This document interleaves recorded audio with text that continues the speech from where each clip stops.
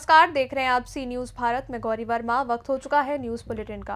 Bulletin में बात होगी चतरा की, जहां पिकनिक स्थलों पर नववर्ष का जश्न मनाने के लिए सैलानियों की लगी भारी भीड़। साथ ही चर्चा होगी बदायूं की, जहां भारतीय हलधर किसान यूनियन के राष्ट्रीय अध्यक्ष की सुरक्षा को लेकर सीएम के बिलसी एसडीएम को दिया गया ज्ञापन। और बात होगी कैमूर की, जहां नए कानून के विरोध में चालकों ने पुलिस पर किया पथराव। और भी तमाम खबरों पर विस्तार से करेंगे चर्चा।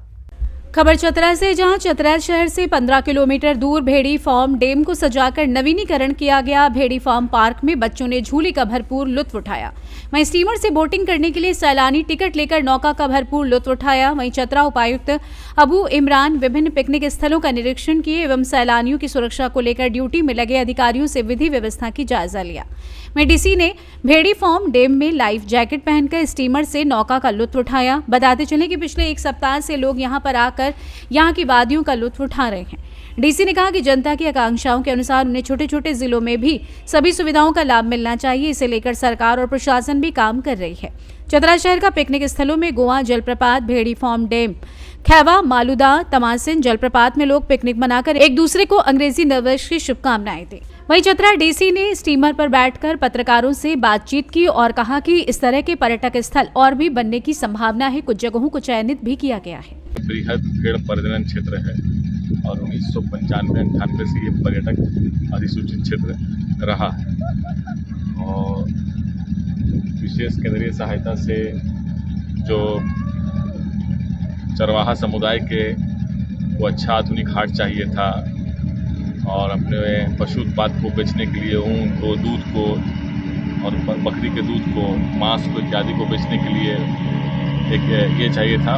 उसके साथ साथ कुछ पर्यटकीय सुविधाएं भी इसका विकसित करना चाहिए था और बाद में जो है झारखंड सरकार के इससे जो है इसमें साहसिक और जल क्रीड़ा, वाटर स्पोर्ट्स और एडवेंचर स्पोर्ट्स के तौर पे भी इसको विकसित किया गया और इसी का नतीजा है कि संयुक्त प्रयास से चतरा जिले वासियों को भी एक अच्छा पर्यटक क्षेत्र मिला है अन्य जिलों के भांति। नशेड़ी और शराबियों का अड्डा था, क्योंकि सुनसान था, कोई ऐसी सुविधा, मूलभूत सुविधा भी यहाँ विकसित नहीं थी। लोग नहीं आते थे, परिवार के लोग नहीं आते थे, महिलाएं नहीं आती थी, तो उसको हम लोगों ने कुछ सुविधा विकसित की, लाइट वगैरह का इंतज़ाम किया और सुरक्षा का इंतज़ाम किया और स्थानीय समुदाय जो आसपास के जो लोग रह रहे थे, मुखिया और पंचायत समिति सदस्य, जेएसएलपी की दीदियाँ, इन लोगों के हाथ में इसका प्रबंधन दिया। इसका नतीजा ये है कि ये लोग देखभाल भी करते हैं, साफ सफाई भी करते हैं और असामाजिक तत्वों के विरुद्ध जो है समय समय पर अभियान भी चलाने में सहयोग करते हैं। रोजगार का भी सृजन हुआ, बल्कि निजी क्षेत्र में रोजगार सृजन हुआ। सरकार ने आधारभूत संरचना दी, बाकी ये लोग कर रहे हैं, अच्छी बात है। आगे ये तो शुरुआत है, विकास लगातार चल। चतरा से सी न्यूज़ संवाददाता लक्की की रिपोर्ट। खबर बदायूं से, जहां आज भारतीय हलधर किसान यूनियन के पदाधिकारियों ने जिला अध्यक्ष राहुल सोलंकी के नेतृत्व में भारतीय हलधर किसान यूनियन के राष्ट्रीय अध्यक्ष धीरेन्द्र सोलंकी की सुरक्षा को लेकर एक ज्ञापन मुख्यमंत्री उत्तर प्रदेश सरकार को संबोधित उप जिलाधिकारी बिलसी को सौंपा, जिसमें जिला अध्यक्ष राहुल सोलंकी ने कहा कि हमारे राष्ट्रीय अध्यक्ष पर 2 बार जानलेवा हमला हो चुका है। पहला हमला मध्य प्रदेश के छतरपुर जिले के अंतर्गत थाना मड़ा मलोरा की सोना घाटी में सुबह 7-8 बजे के करीब सागर के बस के द्वारा टक्कर मारी गई। उस वक्त राष्ट्रीय अध्यक्ष व गाड़ी में बैठे हुए। दूसरी घटना जनपद फिरोजाबाद उत्तर प्रदेश के थाना परिहार क्षेत्र के ग्राम इखू के 500 मीटर आगे एक बिना नंबर की स्कॉर्पियो गाड़ी खड़ी मिली, जिसमें बैठे हुए कुछ लोगों ने राष्ट्रीय अध्यक्ष की गाड़ी को रोकने के लिए हाथ दिया, पर गाड़ी ड्राइव कर रहे हमारे राष्ट्रीय प्रवक्ता सुधीर सिंह राघव ने गाड़ी को नहीं रोका। तब उन्होंने गाड़ी स्टार्ट करके गाड़ी का पीछा किया। बदायूं से सी न्यूज़ संवाददाता चंद्रकांत की रिपोर्ट। खबर कैमूर से, जहां भभुआ के बबुरा में केंद्र सरकार के द्वारा जारी किया गया निर्देश हिट एंड रन मामले के विरोध में प्रदर्शन कर रहे बस और ट्रक के वाहन चालकों और पुलिस के बीच हुई झड़प, जहां प्रदर्शनकारियों ने पुलिस पर पथराव कर दिया, जहां 2 पुलिस के जवान भी गंभीर रूप से घायल हो गए हैं। इसके बाद पुलिस ने कार्रवाई करते हुए 10 वाहन चालक उपद्रवियों को हिरासत में लेकर पूछताछ कर मामले की कार्रवाई में जुट गई है। आपको बता दें कि केंद्र सरकार के द्वारा पूरे देश में चालकों पर जारी किया गया हिट एंड रन मामले को नया आदेश जारी किया गया है। आपको बताते चलें कि केंद्र सरकार के द्वारा पूरे देश में चालकों पर जारी किया गया हिट एंड रन मामले का नया आदेश जारी किया गया है कि बड़े वाहन चालकों से अगर दुर्घटना होती है तो उन्हें 10 साल की सजा एवं 7 लाख रुपए का जुर्माना भरने का निर्देश जारी किया गया है। वहीं जिसका विरोध पूरे देश के बड़े वाहन चालक पूरे बिहार और देश में जगह जगह पर आगजनी कर एवं चक्का जाम कर प्रदर्शन कर रहे हैं और सरकार से हिट एंड रन आदेश को खारिज करने की मांग कर रहे हैं। वहीं आज हिट एंड रन मामले को लेकर भभुआ के बबुरा में ट्रक चालकों बस चालकों द्वारा सड़क पर चक्का जाम कर प्रदर्शन किया जा रहा था, जिसके बाद सूचना पर पहुंची भभुआ थाने की पुलिस द्वारा प्रदर्शनकारियों को काफी समझाने बुझाने का प्रयास किया गया, लेकिन प्रदर्शनकारियों ने पुलिस की एक नहीं सुनी। वहीं कैदी वाहन को रोककर प्रदर्शन करने लगे। इसके बाद पुलिस द्वारा कैदी वाहन को जाने के लिए कहा गया तो पुलिस और प्रदर्शनकारी वाहन चालकों में झड़प हो गई और प्रदर्शनकारियों द्वारा पुलिस पर पथराव किया जाने लगा, जिसमें भभुआ थाने के 2 पुलिस के जवान सुजीत कुमार एवं अनुज कुमार गंभीर रूप से घायल हो गए हैं, जिनका इलाज भभुआ सदर अस्पताल में किया गया है।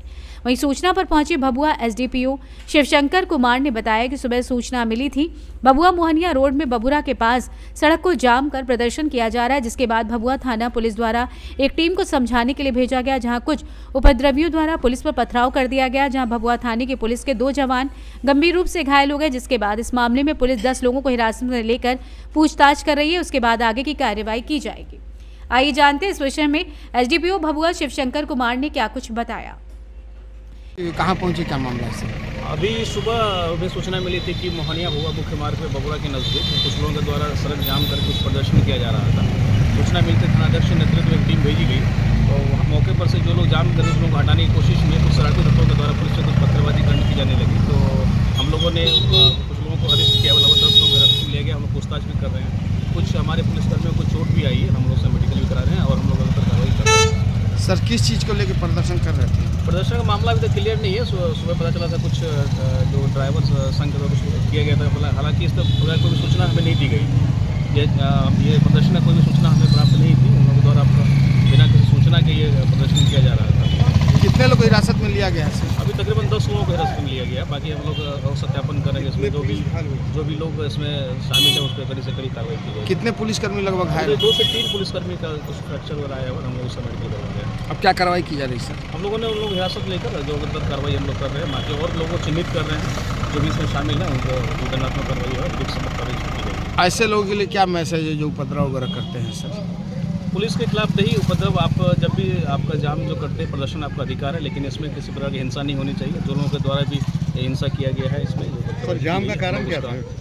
चिन्हित करें, उसको कार्रवाई की जाएगी। उसे बताएं हैं अभी स्पष्ट नहीं, कुछ स्पष्ट नहीं है क्योंकि किसी प्रकार की सूचना हमें नहीं दी गई थी। इस प्रदर्शन का हमारे पास किसी प्रकार का सूचना नहीं है प्रशासन को।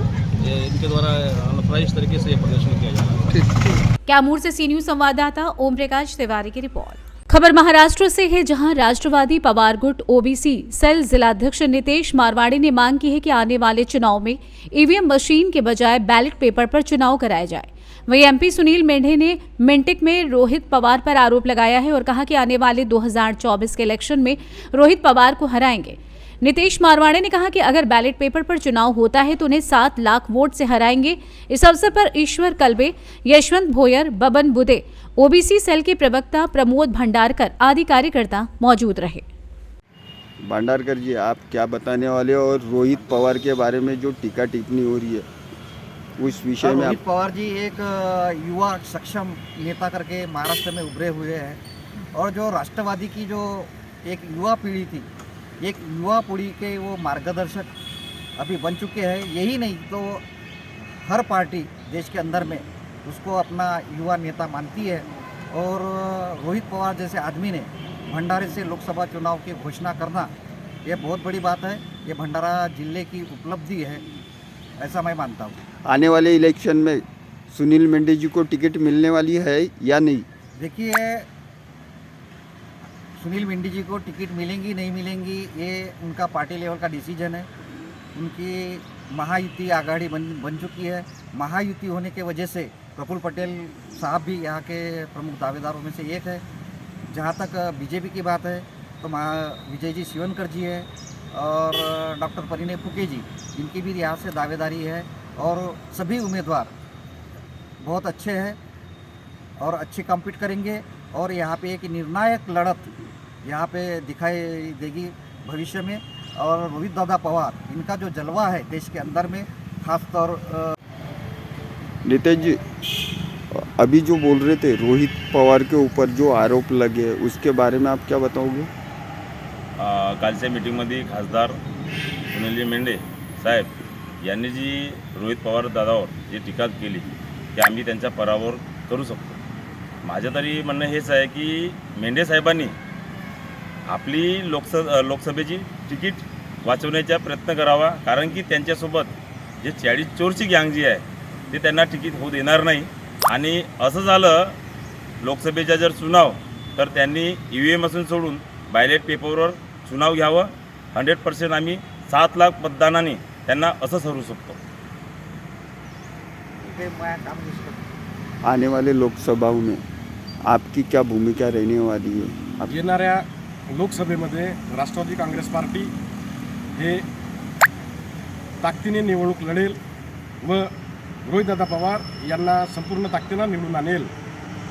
भंडारा गोंदियाची जनता जी आहे, अलीबाबा 40 चोर हे सर्व सोडून गेलेले आहेत आणि आता स्वाभिमानी शरद पवार साहेबांचे मावळे हे एकनिष्ठेने आहेत. त्याबद्दल आम्हाला आमच्या लोकसभेच्या उमेदवाराला आम्हाला जिंकवायला वेळ लागत नाही. महाराष्ट्र से सी न्यूज संवाददाता निश्चल येनोरकर की रिपोर्ट। कहते हैं कि यदि कुछ कर गुजरने का जज्बा हो तो जिंदगी में आने वाला हर मुश्किल काम आसान हो जाता है। इसी कहावत को चरितार्थ कर दिखाया है पूर्वी चंपारण जिले के घोड़ा सहन शहर के बीरता चौक निवासी स्वर्गीय प्रेम किशोर जायसवाल की पुत्री नेहा जायसवाल ने। नेहा ने अपने पिता की असामयिक निधन के बाद हिम्मत नहीं हारी और कठिन परिस्थितियों का सामना करते हुए सेल्फ स्टडी कर बिहार SSC की परीक्षा में सफलता प्राप्त कर सामान्य प्रशासन विभाग में सहायक प्रशाखा पदाधिकारी के पद पर चयनित हुई हैं। इनकी सफलता पर घर समेत पूरे मोहल्ले में खुशी का माहौल है और बधाइयां देने वालों का तांता लगा है। बता दें, एक भाई व 3 बहनों में सबसे छोटी नेहा की प्रारंभिक शिक्षा अपने शहर में ही हुई है। उन्होंने मैट्रिक की परीक्षा वर्ष 2011 में प्रथम श्रेणी के पास से की। इंटर की परीक्षा वर्ष 2013 में स्थानीय गर्ल्स हाई स्कूल घोड़ा सहन से प्रथम श्रेणी में उत्तीर्ण की। उस समय वो इंटर की परीक्षा में अनुमंडल टॉपर रही। वहीं स्नातक वर्ष 2016 में JLM कॉलेज घोड़ा सहन से ही प्रथम श्रेणी से पास की। इसी बीच वर्ष 2015 में पिता की असामयिक निधन से परिवार पर दुखों का पहाड़ टूट पड़ा। पूरे परिवार का खर्च का जिम्मा उनके बड़े भाई अश्वनी जायसवाल पर आ गया। अश्वनी ने घर खर्च चलाने व बहन की पढ़ाई के लिए बाहर जाकर प्राइवेट जॉब करने लगे, जिससे वो अपनी बहन की पढ़ाई के साथ साथ अपनी पढ़ाई भी करते रहे। नेहा की सफलता में उनके भाई के अलावा उनकी 2 बड़ी बहनों का भी बड़ा योगदान रहा। वहीं नेहा ने अपनी सफलता का श्रेय परिवार के सभी सदस्यों के साथ गुरुजनों को दिया है। नाम क्या हुआ आपका? मेरा नाम नेहा जायसवाल हुआ। किस चीज़ में निकला हुआ आपका रिजल्ट? मेरा जो चयन है सहायक प्रशाखा पदाधिकारी में मेरा सिलेक्शन हुआ है। आपकी प्रारंभिक शिक्षा कहाँ से हुई है? सर, मेरी प्रारंभिक शिक्षा घोड़ा सहन से ही हुई है। आपकी सफलता का श्रेय किनको देना चाह रहे हैं? सर, मैं अपनी सफलता का श्रेय अपने फैमिली, उसके बाद मेरे जो गुरुजन हैं उनको और अपने फ्रेंड्स को देना चाहूँगी। बचपन में ही आपके पिताजी का देहांत हो गया, उसके बाद मैंने आपकी पढ़ाई लिखाई की जिम्मेदारी किनके ऊपर? सर, मेरी पढ़ाई लिखाई की जो सारी जिम्मेदारी थी वो मेरे भाई और मेरी बहन के ऊपर थी। उन्होंने मुझे पढ़ाया लिखाया और इस काबिल बनाया। आगे क्या तैयारी करना चाह रहे हैं? मेरा BPSC में भी इंटरव्यू तक पहुंची हूँ मैं। मेरा है कि आगे मैं अपना पढ़ाई कंटिन्यू रखूँ, जारी रखूँ और BPSC में ही आगे बढ़ना मैं चाहूँगी। आगे जो बच्चे मैंने तैयारी कर रहे हैं प्रतियोगिता परीक्षा की जी, उसको क्या संदेश देना चाह रहे हैं? मैं उनको वही संदेश देना चाहूँगी कि वो अपना एकदम ध्यान लगाकर पढ़ाई करें और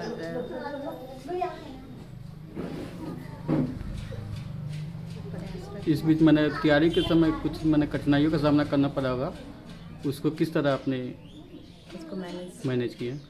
हाँ, ये सर, वो तो जब मैं पढ़ाई शुरू की थी तो बहुत सारी परिस्थितियाँ ऐसी आती हैं, तो लेकिन मोतिहारी से सी न्यूज संवाददाता राहुल कुमार की रिपोर्ट।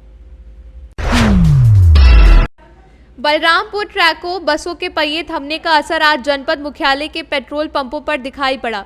नगर के सभी पंपों पर उमड़ी भीड़ से कई पेट्रोल पंपों पर तेल खत्म हो गया। मुख्यालय के मुख्य चौराहे पर स्थित सिंह पेट्रोल पंप पर भीड़ को नियंत्रित करती दिखी पुलिस। वहीं पेट्रोल पंप मालिक के पुत्र ने कहा कि हमारा ट्रक डिपो पर खड़ा है पर वहां से कोई लाने नहीं दे रहा। अगर पुलिस गोंडा से बलरामपुर तक सुरक्षा दे तो कोई दिक्कत नहीं, वहीं आम लोगों को इस तरह से परेशानी होगी इसकी बिल्कुल भी आभास नहीं था। नाम जतिन अग्रवाल है। मैं सिंह मोटर स्टोर्स के प्रोप्राइटर का बेटा हूं और पंप को संचालित करता हूं अपने पिताजी के साथ। आज जो पंप है ये आप भीड़ भाड़ देख रहे हैं, उसका मेन कारण है ड्राइवरों की स्ट्राइक।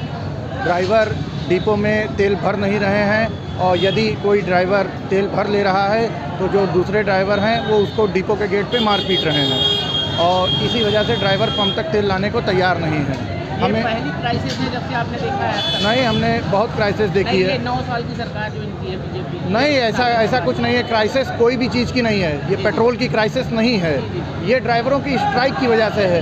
ऐसे ही भीड़ जब नोटबंदी हुई थी तो पेट्रोल पंप पे नोट चल रहा था, उस समय भी ऐसी ही भीड़ थी। अच्छा, आपको क्या मतलब यहाँ क्या दिक्कत हो रही है? हमको दिक्कत क्या है, जैसे हम अपने सारे कर्मचारी लगा रखे हैं, सब भर रहे हैं, भीड़ है, थाम नहीं मिल रही है क्योंकि और पंपों पे तेल नहीं है। पुलिस प्रशासन का हमको सहयोग है। अभी पुलिस प्रशासन आए हैं, लगे हुए हैं, वो लोग भी अपने तरीके से काम कर रहे हैं। ये सबसे मेन क्राइसिस चल रहा है सुबह? ये बस आज सुबह से। हाँ। अच्छा, अभी आपके पास तेल पर्याप्त? बस हमारे पास आधा घंटा 40 मिनट का तेल होगा।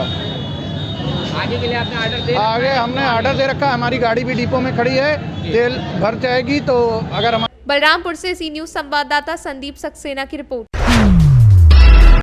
शाहजहाँपुर जिले के पुलिस अधीक्षक यशपाल सिंह राजपूत, अतिरिक्त पुलिस अधीक्षक शाहजहाँपुर और एसडीओपी शुजालपुर पिंटू कुमार बघेल के निर्देशन में शाहजहाँपुर जिले में यातायात सड़क सुरक्षा जागरूकता अभियान चलाया जा रहा है।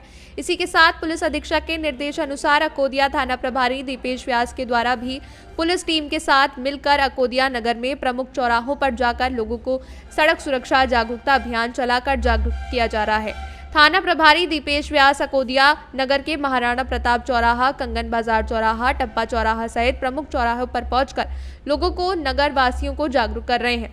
थाना प्रभारी ने वाहन चलाते समय क्या क्या सावधानियां रखें और साइबर क्राइम, बैंक फ्रॉड से किस प्रकार से बचें, इस बारे में नगरवासियों को जागरूक किया। इस अवसर पर थाना प्रभारी के साथ प्रधान आरक्षक राम बहादुर कैतवास, विपिन सिंह तोमर, सैनिक जाना प्रसाद भी मौजूद रहे। आइए देखते हैं किस प्रकार से थाना प्रभारी दीपेश व्यास ने लोगों को जागरूक किया।